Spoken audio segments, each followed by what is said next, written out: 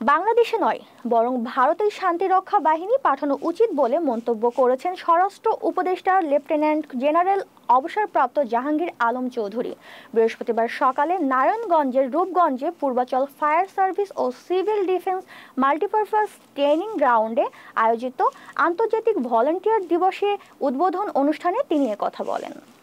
স্বরাষ্ট্র উপদেষ্টা বলেন, ভারতের মিডিয়াগুলোই শুধু বাংলাদেশ নিয়ে মিথ্যা অপপ্রচার চালাচ্ছে, বিশ্বের অন্য কোনো মিডিয়ায় তেমন প্রভাব ফেলছে না।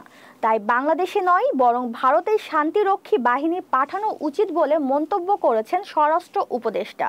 এ সময় দেশে জাতীয় ঐক্যের যে ডাক দেওয়া হয়েছে তাতে ষড়যন্ত্র মোকাবেলা ও দেশের শৃঙ্খলা রক্ষায় ইতিবাচক সাড়া ফেলবে বলে মন্তব্য করেন তিনি। স্বরাষ্ট্র উপদেষ্টা জানান, 1985 সালে প্রথম এ দিবসটি পালিত হয়। বর্তমানে ফায়ার সার্ভিসের স্বেচ্ছাসেবকের সংখ্যা 54,348 জন হলেও ভবিষ্যতে এর সংখ্যা 65,000-এরও উন্নতি করা হবে বলে জানান তিনি। ফায়ার সার্ভিসের প্রশংসা করে স্বরাষ্ট্র উপদেষ্টা বলেন, সকল দুর্যোগ মোকাবেলায় ফায়ার সার্ভিসের স্বেচ্ছাসেবকেরা সর্বদা তৎপর থাকে। ফায়ার সার্ভিস সব সময় বন্ধুর মতো মানুষের সেবা করে আসছে। এর আগে বেলুন উড়িয়ে আন্তর্জাতিক ভলান্টিয়ার দিবসের উদ্বোধন করেন স্বরাষ্ট্র উপদেষ্টা সহ অতিথিরা। পরে নিজ দায়িত্বে বিশেষ অবদান রাখায় বিভিন্ন ভলান্টিয়ার সদস্যদের সম্মাননা ক্রেস্ট দেওয়া হয়।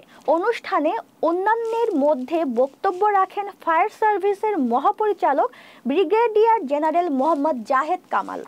পরিশ্রমে কিন্তু আমাদের এই জিনিসটা হয়েছে।